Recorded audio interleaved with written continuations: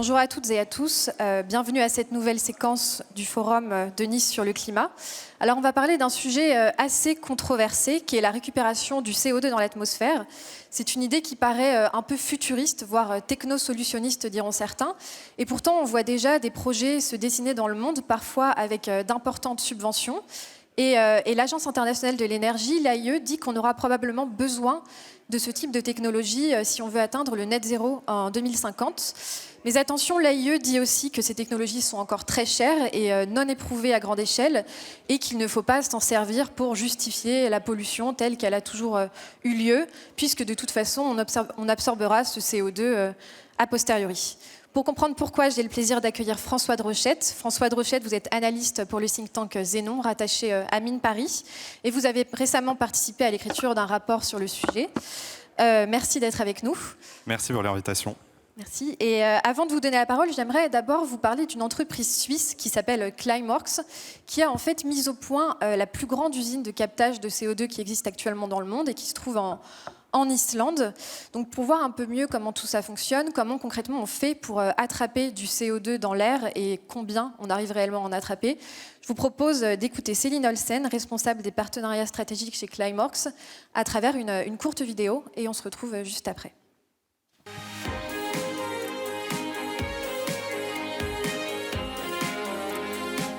So Climeworks CO2 capture technology works in a two-phase process. You can imagine our CO2 collector boxes with an inlet for the air and an outlet for the air. And in the middle, we have a filter with specific material on it, which selectively captures the CO2 molecules when air is drawn through the collector. And in the first phase, we will put the collector on and the fan will bring in air in the collector, and the CO2 molecules which are in the air bind to the filter material, and then CO2-free air is released again from the filter. In the second phase, when the filter material is saturated with CO2 molecules, we close the collector on the one side, and then we heat up inside the collector box to about 100 degrees Celsius with steam. And this heat allows the CO2 molecules to be released again from the filter material. So we then gather the CO2 molecules in a highly concentrated gas form, and we ship it, so to say, to the storage site, which is where we have our plants currently in Iceland. It's really located right next to where we capture the CO2, and we can then put the CO2 to storage.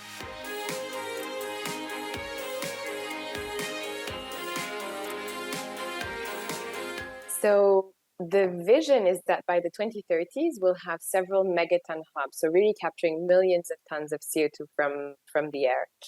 The journey to go there is basically our scale-up roadmap. We have a really step-by-step approach. We built and launched the Orca plan a few years ago. This is a plant which captures 4,000 tons of CO2 per year. We're currently building Mammoth, which is a plant which will capture about 36,000 tons of CO2 per year. It will be operational in early 24. And these are really the first generation plants that are the basis for the next scale plants that we will be able to build. And the next plant, the next hub, basically will be within the US DAC hubs. You may have seen that there is this Inflation Reduction Act, and through that, the US government is pushing a lot the investment in direct air capture, and we will have a direct air capture hub within this program in the US, and this is around 2027 that we will launch the first plants in these hubs. So it's really step by step. We're building up and constructing these different plants and then hubs at different locations around the world, and the vision by the 2030s is then that the megaton hubs is something that we will be able to reproduce wherever we have the right conditions to build direct air capture plants. And this is having access to renewable energy and having access to a really safe storage space for CO2.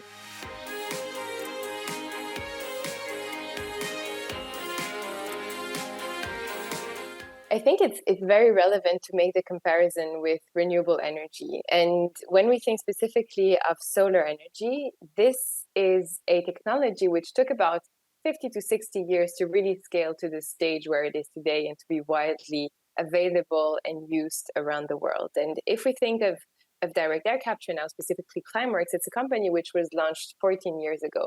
So in this time frame, the scale and the path that we're on is already very fast. But I think there are definitely a few things that can help us scale even faster and bring more capacity to market even faster. And related to what we discussed before, government support is one of them. So we see it in action at the moment in the US. The fact that there's a lot of government investment in direct air capture is pushing really the development of these hubs on US soils. And this is something that we're looking around the world in different government regulations where it's happening in order to reproduce that.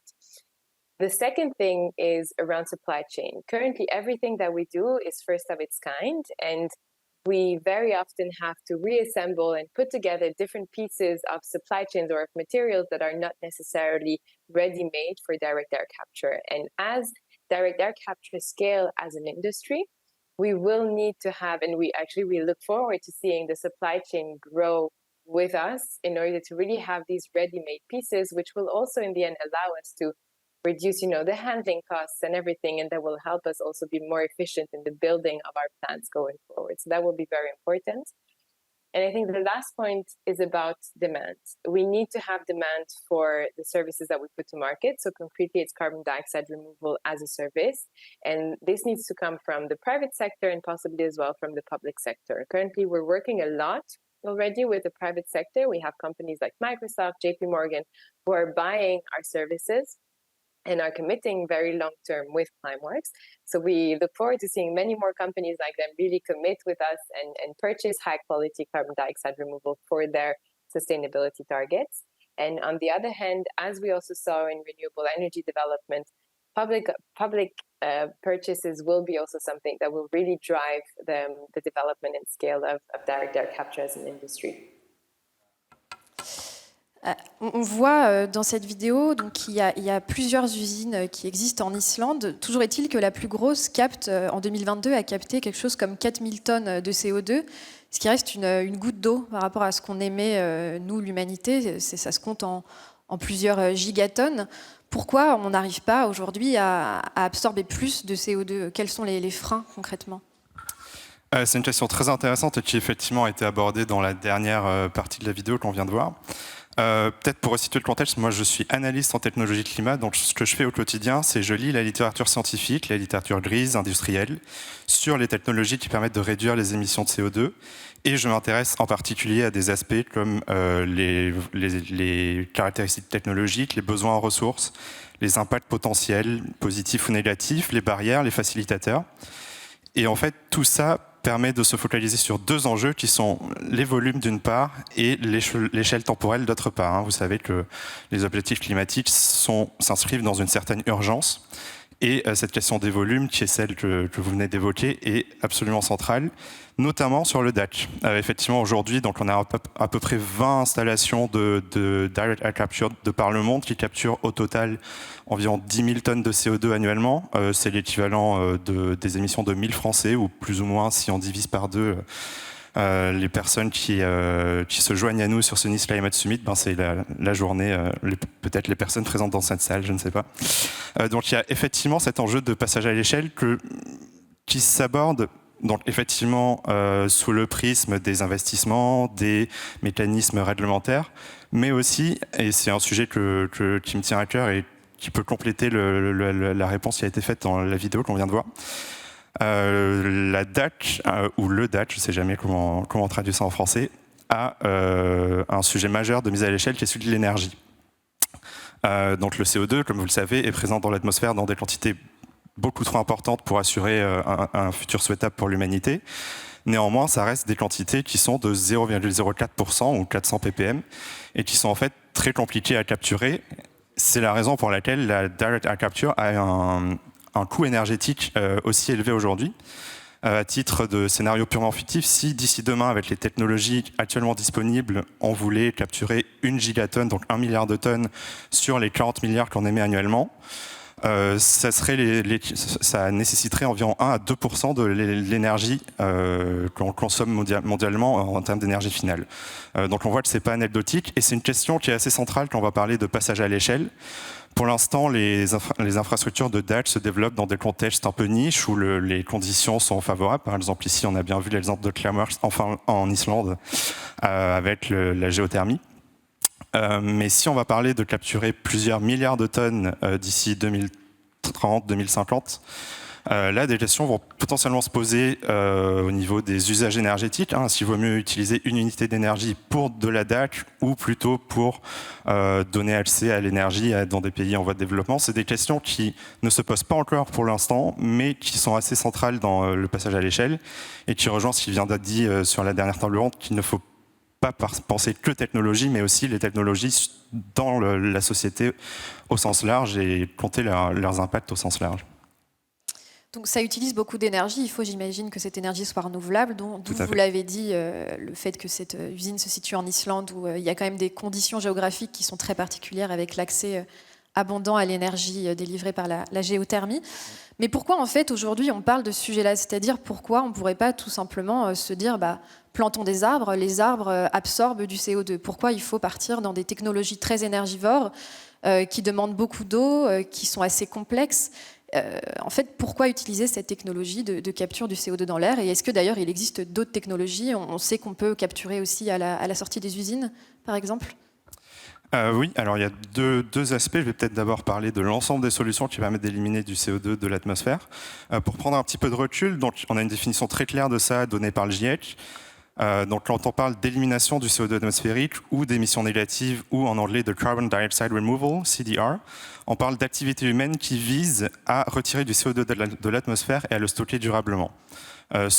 Pour réduire la concentration en CO2 de l'atmosphère, parce que vous savez qu'il y a une relation de proportionnalité entre la concentration de CO2 dans l'atmosphère et l'augmentation des températures qu'on observe. Et pour ce faire, on a une bonne nouvelle, il n'y a pas que le DAC, il y a toute une panoplie de solutions. Et nous, chez Zenon, on dit souvent qu'on est techno-agnostique. Nous, ce qui nous intéresse, c'est l'impact que ça a sur le climat. Et en fait, quand on regarde l'ensemble de ces solutions, donc pour donner quelques exemples, on a la restauration d'écosystèmes qui vont stocker du carbone, notamment la reforestation par exemple, mais aussi les écosystèmes côtiers. On a du biochar, donc du charbon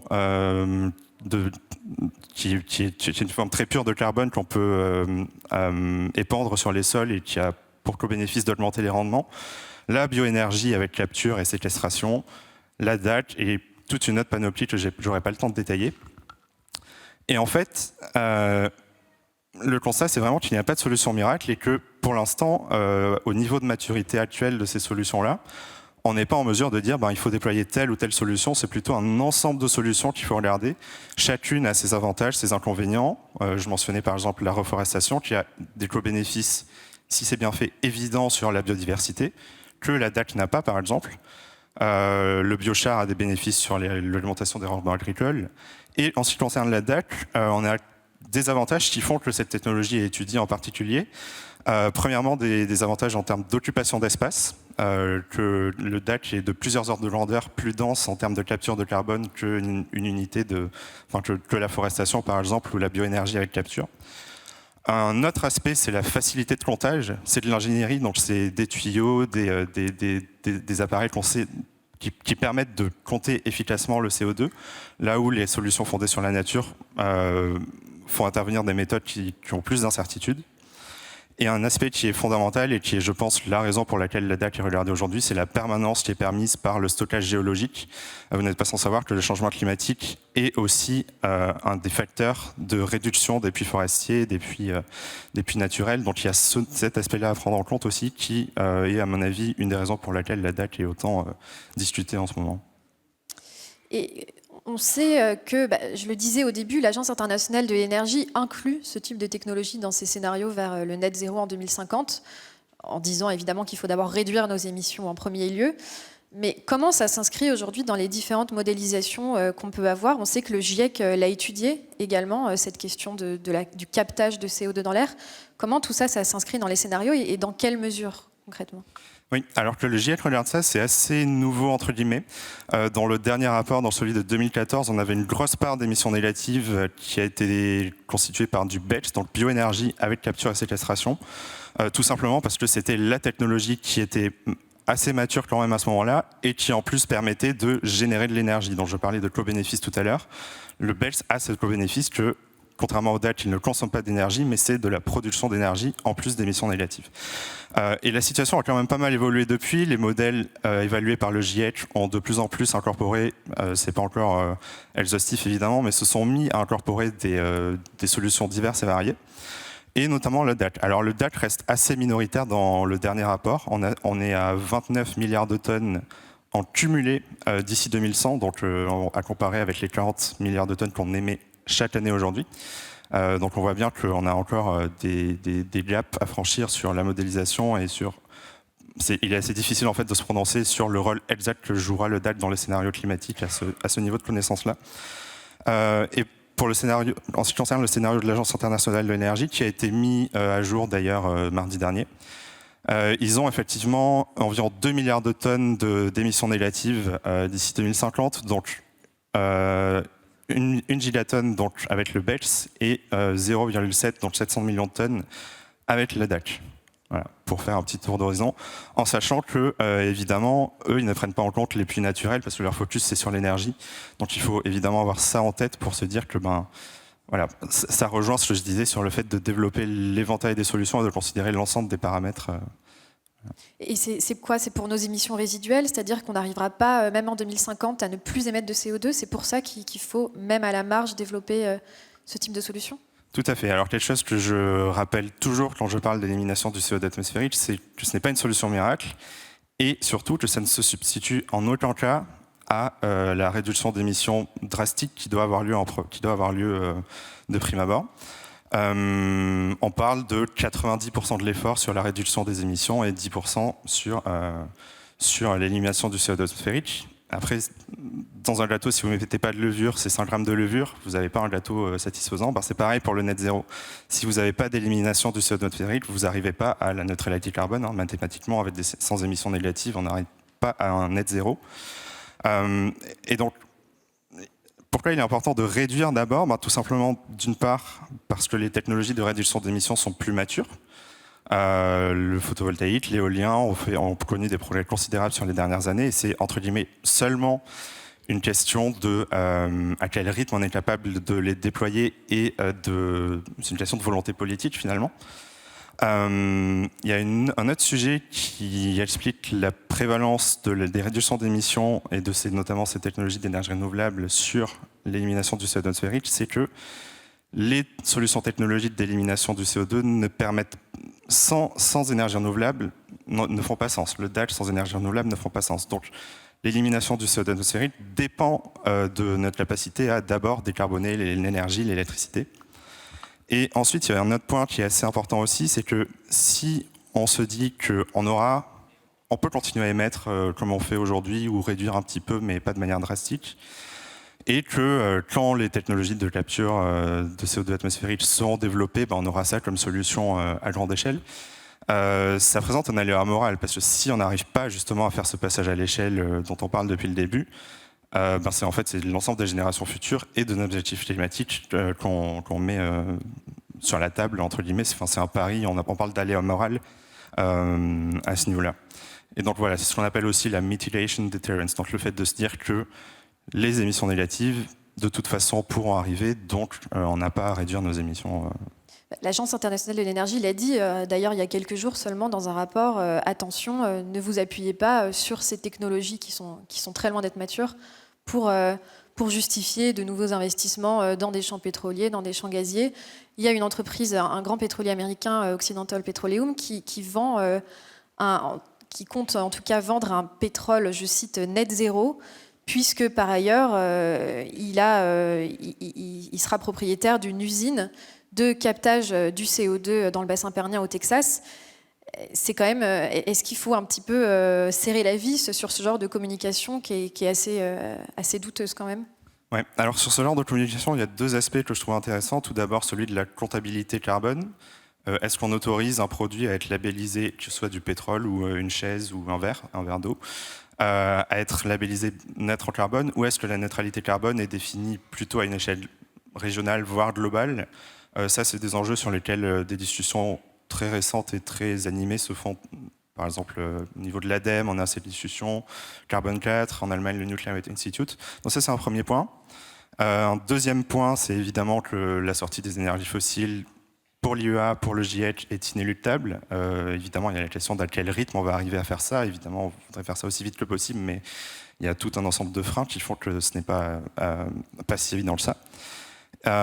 Et du coup, je parlais de 2 points, mais il y a un troisième point qui est que je pense que ça illustre le fait que, notamment sur la DAC, on a un écosystème avec des mouvances très diverses qui est en train de se créer autour de ces technologies-là, avec des pétroliers qui ont évidemment effectivement toutes les chaînes de valeur, les infrastructures de transport de CO2 déjà développées, notamment aux États-Unis depuis les années 80, donc ces acteurs qui cherchent à se placer là-dessus. Et d'autre part, on a aussi des acteurs vraiment nouveaux qui militent pour du DAC basé à 100% sur du renouvelable ou sur des petits réacteurs nucléaires modulaires. On a pas mal d'exemples aux États-Unis, mais aussi en France, quelques startups de DAC qui se forment. Et plus généralement, il y a cet écosystème DAC très diversifié, mais aussi l'écosystème autour de l'élimination du CO2 atmosphérique est très diversifié par les différentes startups, les entreprises, les gros groupes, les instituts de recherche qui cherchent à s'impliquer sur ce secteur. Donc ça en fait un secteur très intéressant à suivre et qui a beaucoup de complexité, comme on a pu l'évoquer. Et voilà, il y a vraiment des gros enjeux de pédagogie, et c'est d'ailleurs mon métier de transmettre le contenu scientifique pour le rendre actionnable et compréhensible et s'assurer qu'on ne va pas dans des directions effectivement technosolutionnistes qui pourraient empêcher finalement d'atteindre nos objectifs climatiques. Donc ne pas jeter le bébé avec l'eau du bain, mais être vigilant sur le fait qu'il faille de toute façon réduire en premier lieu. Malheureusement, c'était assez court, on va déjà devoir s'arrêter là. On n'a pas, vous avez évoqué tout à l'heure le fait qu'on pouvait séquestrer ce CO2 sous terre. On peut aussi d'ailleurs le réutiliser pour fabriquer par exemple des carburants de synthèse qui seront utilisés peut-être dans l'aviation. Et ça me permet de faire le pont avec la table ronde suivante qui portera sur la décarbonation de l'aviation. Merci. Merci beaucoup. Merci.